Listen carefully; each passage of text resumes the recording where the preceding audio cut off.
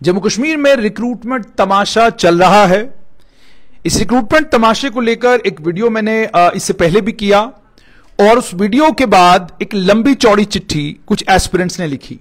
मैंने वो चिट्ठी भी पढ़ी और खुशी इस बात की हुई कि जिस भी स्टूडेंट ने वो चिट्ठी लिखी है उसने बहुत खूबसूरत अंदाज में अपनी बात सामने रखी है। रिक्रूटमेंट तमाशा मैं क्यों कह रहा हूं? मैं रिक्रूटमेंट तमाशा इसलिए कह रहा हूं क्योंकि कई सारे स्टूडेंट्स की जिंदगी खराब करने के बाद अब जाकर आज फाइनेंस डिपार्टमेंट ने एक सर्कुलर निकाला है।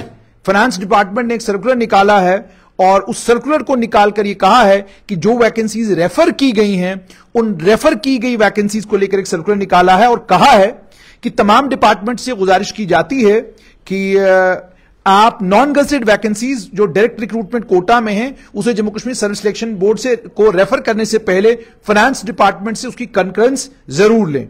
यह भी कहा गया कि डिपार्टमेंटों ने रिक्रूटमेंट रूल्स बनाए ही नहीं है और वो फाइनेंस डिपार्टमेंट से पहले कंकरेंस नहीं लेते, बिना कंकरेंस लिए वो पोस्टों को Jammu Kashmir service selection board को रेफर कर देते हैं। और यह भी कहा गया है कि इससे यह भी कह दिया गया कि कोई भी वैकेंसी आज के बाद रेफर नहीं की जाएगी जब तक उसके रिक्रूटमेंट रूल्स नहीं बनाए जाते। एडमिनिस्ट्रेटिव डिपार्टमेंट्स को यह भी कहा गया है कि अगर आपने वैकेंसीज को रेफर करना है तो रेफर करने से पहले आप उन वैकेंसीज को कंकरेंस के लिए पहले फाइनेंस डिपार्टमेंट को भेजेंगे और फाइनेंस डिपार्टमेंट की कंकरेंस के बाद ही वो vacancy Jammu Kashmir service selection board को रेफर की जाएंगी। आपको मालूम होगा ऑलरेडी फाइनेंस डिपार्टमेंट में ऑडिटर्स थे जिन्होंने फाइनेंस डिपार्टमेंट में अप्लाई किया था और जिनकी सिलेक्शन हुई थी। उसके अलावा कई और आपको फिजियोथेरेपिस्टों का केस भी याद है जो लोग कैट में भी बाद में चले गए। कई और विभाग हैं जिन विभागों में लोग सिलेक्ट किए गए और सिलेक्ट करने के बाद उन कई विभागों में लोगों को सिलेक्ट करने के बाद जब वो डिपार्टमेंट में गए तो डिपार्टमेंट ने कहा कि जो जिन वैकेंसीज के अगेंस्ट आपको अपॉइंट किया गया है ये वैकेंसीज हमारे डिपार्टमेंट में है ही नहीं। और उसके बाद उन्हें दरबदर की ठोकरें खानी पड़ी और फाइनली जम्मू कश्मीर की सरकार ने जाकर कहा कि हम इसमें प्रोब करेंगे, ये वैकेंसीज कैसे रेफर हुई, किसने रेफर की, और उसके बाद प्रोब भी ऑर्डर किए गए, कमिटियां बनाई गई और इस वक्त उन प्रोब कमिटीज का और बाकी उनका हाल क्या है, कहां पहुंची है, कोई पता नहीं। जब जब वो स्टूडेंट्स मिलते थे वो आकर अपनी व्यथा सुनाते थे तो पता चलता था कि उनकी पोजीशन क्या है, लेकिन अब इस समय पता नहीं। कई और विभागों में पोस्टें रेफर की गई, रेफर करने के बाद रिक्रूटमेंट हुई और रिक्रूटमेंट के बाद डिपार्टमेंट ने कहा जी हमारे पास तो वैकेंसी ही नहीं, आप कहां यहां अपॉइंट होने के लिए आ गए, वैकेंसीज होंगी, आपको जिन्होंने अपॉइंट किया है जाइए उनसे बात कीजिए। सवाल यहां पर यह है कि यह रिक्रूटमेंट का तमाशा आखिरकार क्यों? Jammu Kashmir service selection board की अगर बात की जाए तो मैंने पिछले वीडियो में भी कहा था और बहुत सारे स्टूडेंट्स ने शायद उस बात को ठीक तरीके से समझा नहीं। मैंने पिछली बार भी कहा कि आप जो Jammu Kashmir service selection board का मामला इस वक्त कोर्ट में है उसको लेकर आपने बड़ी खूबसूरत अंग्रेजी में यह बात लिखी। आपने कहा कि जनाब मामला सब जुडिस है। मामला सब जुडिस क्या है? सब जुडिस मामले के ऊपर आप टिप्पणी नहीं कर सकते, सब जुडिस मामले के ऊपर आप बात नहीं कर सकते, वो बात मेरी समझ में है। इसीलिए जो मामला सब जुडिस होता है उस मामले में किस हद तक बात की जानी चाहिए उस हद तक ही मैं बात करता हूं। मैंने ये कहा कि अगर इस सब जुडिस मामले में आपने कहा जी पिछले 5, 6, 7 महीने से हम लोग लगे हैं, आपको क्या पता मेहनत कैसे की जाती है, आपको क्या मालूम, आप तो एसी के कमरे में बैठे हुए बातें करते हैं, आप तो एसी के कमरे में बैठकर कोई भी बात कह देते हैं। स्ट्रगल आप लोग नहीं कर रहे हैं, हम भी स्ट्रगल करके मेहनत करके यहां तक पहुंचे हैं। और जब आप स्ट्रगल की बात करते हैं तो स्ट्रगल आप इसलिए नहीं कर रहे हैं कि आप किसी के ऊपर एहसान कर रहे हैं, आप स्ट्रगल इसलिए कर रहे हैं क्योंकि आपको एक सरकारी मुलाजमत चाहिए। अगर आपको लगता होता कि आपको स्ट्रगल नहीं करनी है तो शायद आप दुकानदारी करते, शायद आप कारोबार करते, या शायद आप हमारी तरह कोई छोटा मोटा बिजनेस यूनिट खोल के अपना काम शुरू करते। लेकिन आप स्ट्रगल इसलिए कर रहे हैं क्योंकि आपको सरकारी मुलाजमत चाहिए। और किसी भी आदमी का ओपिनियन आपकी जम्मू कश्मीर की सरकार के प्रोसेसेस को लेकर क्या है वो कोई तय नहीं करेगा। Everybody has a right to have an opinion. The way you have a right to have your opinion, in the similar way we too have a right to have our opinion. मेरा opinion, मेरा ख्याल अपना यह है कि आप single bench से फैसला करेंगे, इसको क्रोनोलॉजी में समझिए ध्यान से। आप पढ़े लिखे लोग हैं, अगर आप पढ़े लिखे और समझदार लोग हैं इस क्रोनोलॉजी को समझने की कोशिश कीजिए। मामला सिंगल बेंच के पास है, सिंगल बेंच में फैसला होगा तो कहां जाएगा? जो दोनों party, Jammu Kashmir service selection board हो, स्टूडेंट्स हो, क्या किसी ने आपको इस बात का आश्वासन दिया है?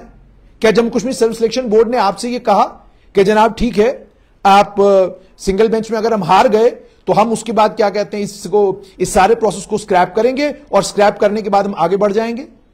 नहीं करेंगे वो।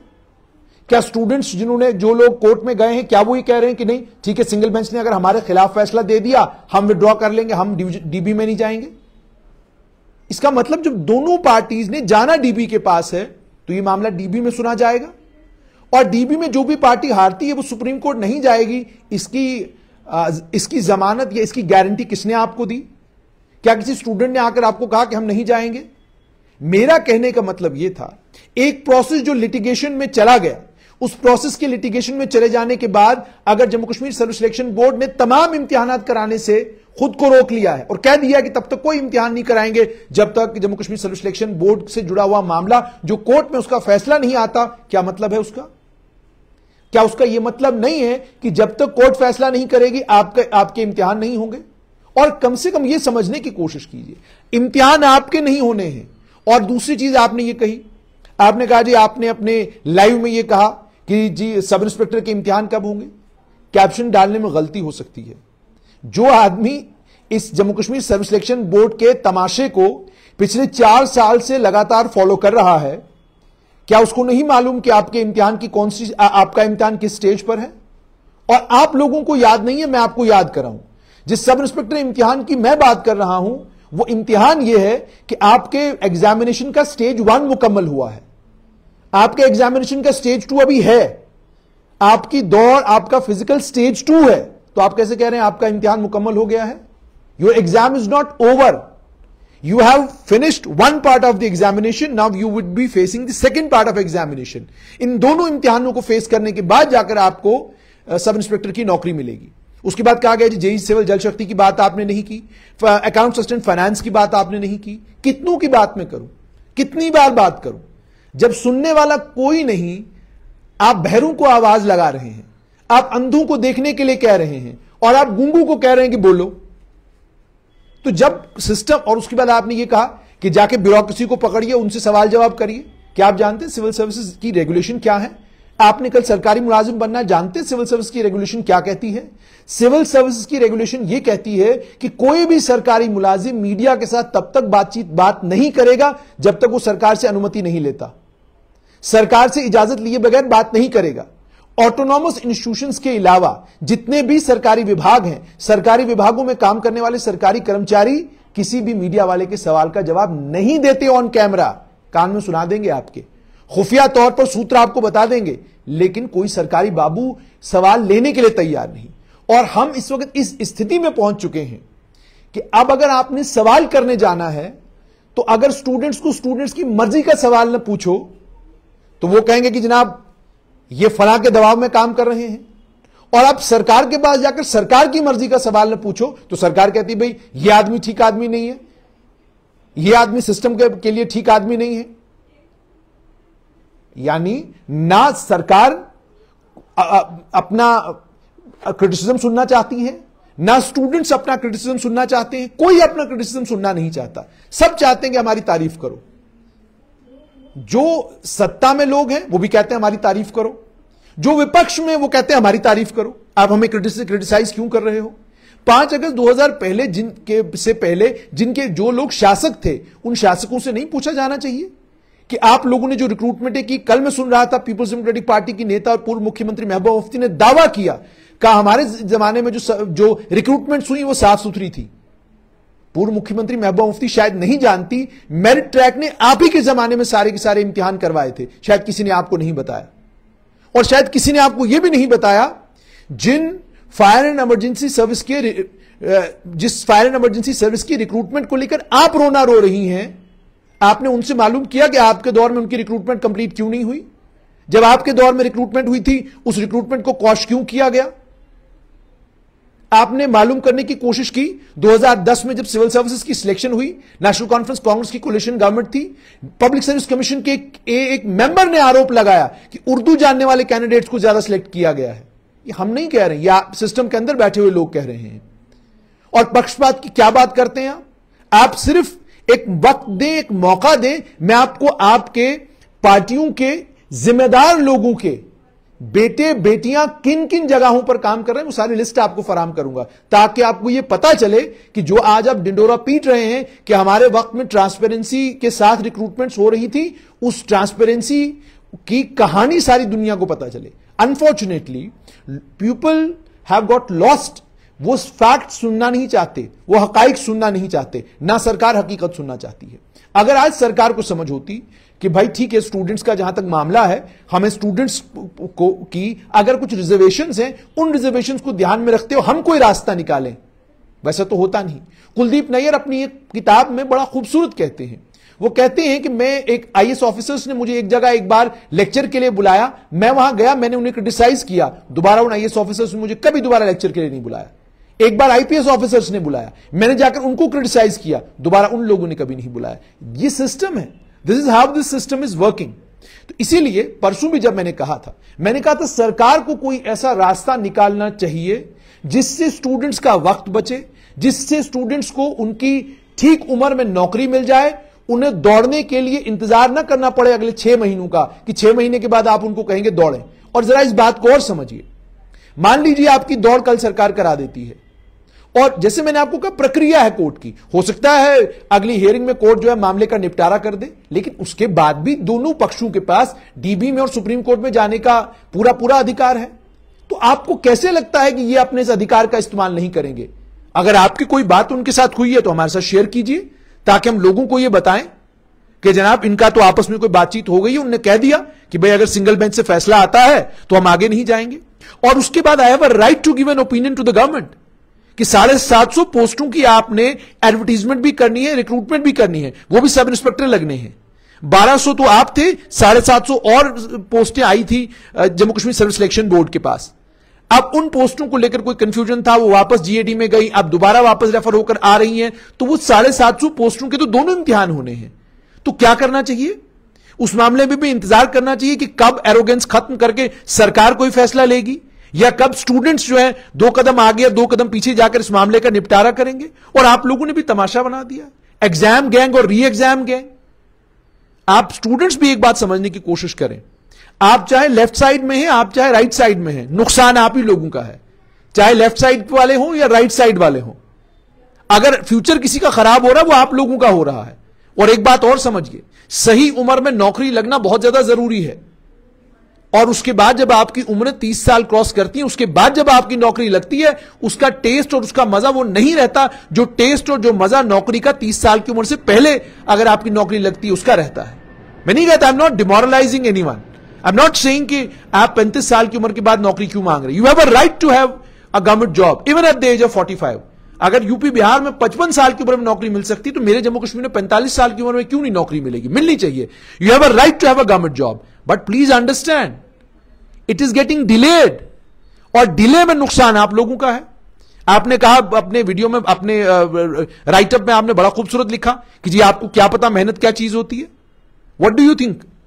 आप सोचते क्या हम लोग जर्नलिस्ट बने, हम लोग बिना मेहनत किए यहां तक पहुंचे? इसलिए आपका गुस्सा, आपकी नाराजगी जायज इसलिए मैं मानता हूं क्योंकि you are passing through a very tough time. बड़ा बुरा वक्त है इस वक्त आप लोगों के लिए। 2-3 इम्तिहान आपके इस बुरी तरीके से एक सेटअप में फंस चुके हैं कि पॉलिटिशियन आप लोगों के लिए आए, उन लोगों ने झंडे हिलाए, उसके बाद did they talk about you? उन लोगों ने आपके बारे में कोई बात की? सरकार को अपनी इमेज की पड़ी हुई है, सरकार को यह पड़ा हमारी इमेज खराब नहीं होनी चाहिए, भाड़ में जाने दीजिए स्टूडेंट्स को, हमें कोई लेना देना नहीं। That is what I can see कि इस तरह की अप्रोच है कि ठीक है स्टूडेंट्स को ने अगर प्रोटेस्ट किया, ये किया, वो किया, चलिए ठीक है, कोर्ट से फैसला आएगा तो फिर इनका इम्तिहान होगा। क्या उन पॉलिटिशियंस ने आपके बारे में बात की? डॉक्टर फारूक अब्दुल्ला ने कितनी बार ट्वीट किया उसके बाद कि भाई बच्चों के इम्तिहान क्यों नहीं करवा रहे आप? पूर्व मुख्यमंत्री महबूबा मुफ्ती ये बार बार रट के कहती हैं कि जनाब धांधली हो गई, चोरी हो गई, ये कर रहे हैं, वो कर रहे हैं, डिले कर रहे हैं। But is he putting pressure on the government कि जनाब रिक्रूटमेंट मुकम्मल करिए? Is Sajjad Ghani Lone talking about the recruitment? Is Syed Altaf Bukhari talking about the recruitment? आपने कभी भारतीय जनता पार्टी के प्रदेश अध्यक्ष रविंदर रैना से सुना रिक्रूटमेंट के बारे में कुछ? आपने सुना किसी और दल के किसी बड़े नेता से कि जी मैं हाईकोर्ट में जाऊंगा, चैलेंज करूंगा इस सारे मामले को, कहूंगा जी आप बच्चों के साथ क्यों ज्यादती कर रहे हैं? अगर बच्चे आपको कह रहे हैं कि जनाब एक रिक्रूटमेंट एजेंसी से इम्तिहान, रिक्रूटमेंट एजेंसी आप हैं, इस कंपनी से नहीं किसी और कंपनी से इम्तिहान करवाइए, आप क्यों नहीं करवा रहे हैं? क्या कोई आदमी, कोई राजनीतिक आदमी आपके हक में जमीन पर उतरकर सरकार के समक्ष खड़ा हुआ? बयानबाजी करने के लिए सब आए थे, आपके धरने में, आपके प्रदर्शन में उस दिन तमाशाई बनकर, और आपके उस धरने और आपके प्रदर्शन से टीआरपी लेने के लिए बड़े सारे लोग आए थे, खड़े हुए थे आपके साथ कि जनाब आज तो टीआरपी लेकर जाएंगे, यहां से जो मर्जी वो हो जाए। वो टीआरपी उन लोगों ने ले ली, उसके बाद क्या हुआ? क्या अगले दिन सुबह आपके इम्तिहान का फैसला हो गया? क्या अगले दिन सुबह सरकार ने एजेंसी चेंज करके किसी और एजेंसी को लाकर आपके इम्तिहान करवाए? Nothing happened, nothing moved.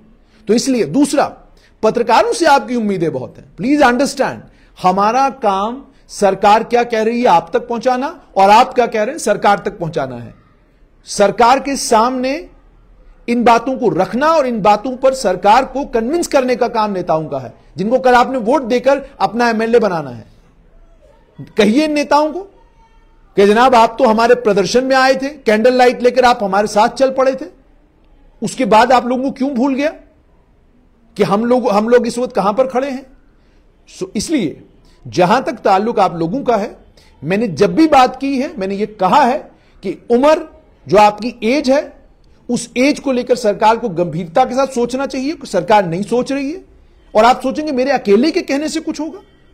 Jammu Kashmir combined competitive examination, मैंने कहा कि उम्रें, मैंने आपको पूरे देश का बता दिया कि सारे देश में क्या कुछ हो रहा है, लेकिन किसी नेता ने कहा, किसी पॉलिटिशियन ने कहा, कोई पॉलिटिशियन चिट्ठी लिख रहा है केंद्रीय गृह मंत्री को कि जनाब अगर बाकी सारे राज्यों में 45 साल और 55 साल उम्रें हैं, आप जम्मू कश्मीर में मजबूर क्यों कर रहे हैं बच्चों को कि 32 साल की उम्र के ऊपर अगर आप हैं तो आप जनरल कैटेगरी में कंबाइंड कॉम्पिटेटिव एग्जामिनेशन नहीं दे सकते हैं।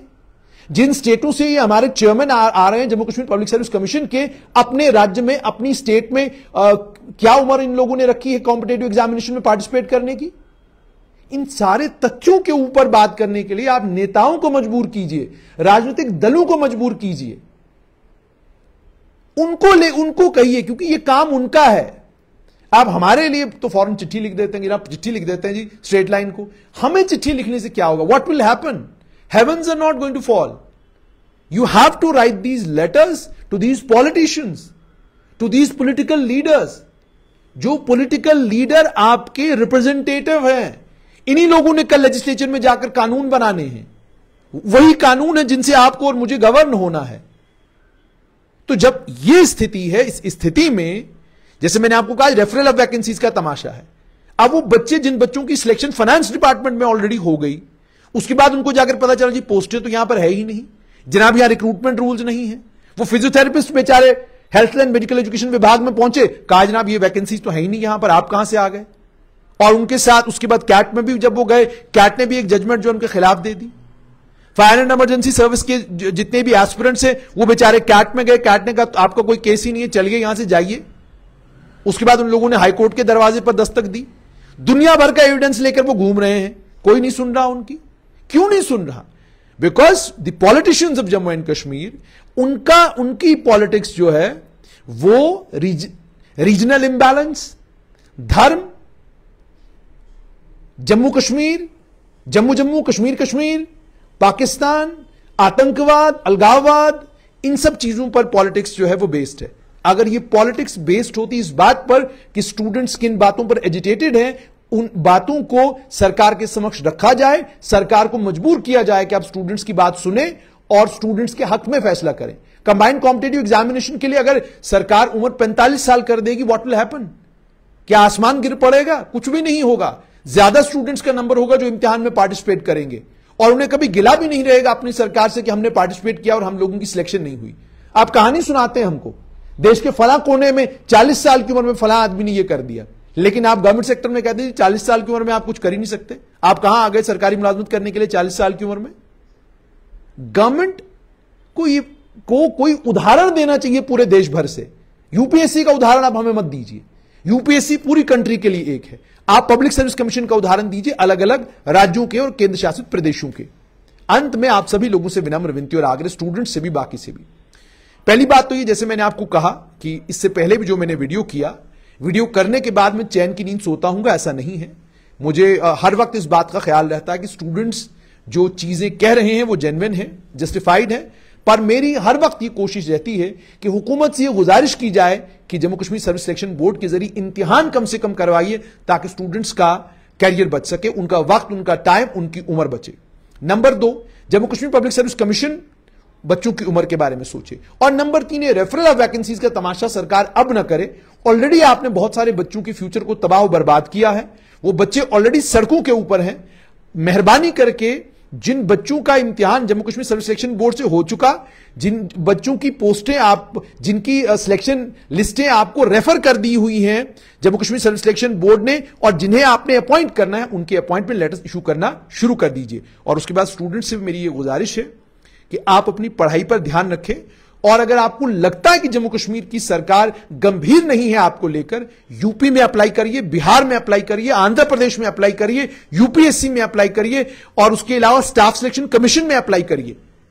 वहां पर अपने लिए कोई दुनिया ढूंढिए। अभी यूपीएससी का रिजल्ट निकला है, 16 बच्चे जम्मू कश्मीर के इसमें सिलेक्ट हुए हैं। तो अपने लिए कोई और दुनिया देखिए जब तक जम्मू कश्मीर की सरकार नींद से जागती है, वो फैसले लेती है जो आपके हक में हो। जब तक जम्मू कश्मीर की सरकार एरोगेंस छोड़कर ये अंडरस्टैंड करती है कि पावरफुल जो होता है, ऑफिसर पावरफुल है, लेफ्टिनेंट गवर्नर पावरफुल है, आप पावरफुल इसलिए हैं क्योंकि आप सरकार हैं। सरकार ताकतवर होती है, ताकतवर और कमजोर का कोई मुकाबला नहीं होता। कमजोर के साथ रहमदिली के साथ पेश आना ताकतवर का काम है।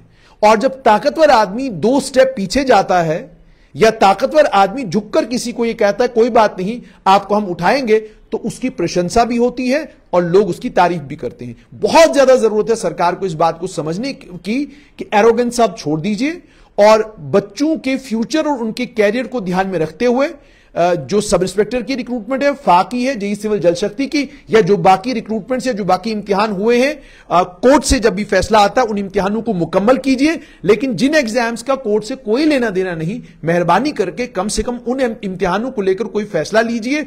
अगर जेकेएसएसबी से आप नहीं करवाना चाहते हैं, किसी और एजेंसी से करवाइए, मगर इन इम्तिहानों को जल्द से जल्द करवाइए ताकि बच्चे ठीक उम्र में सरकारी मुलाजमतों में आ सके।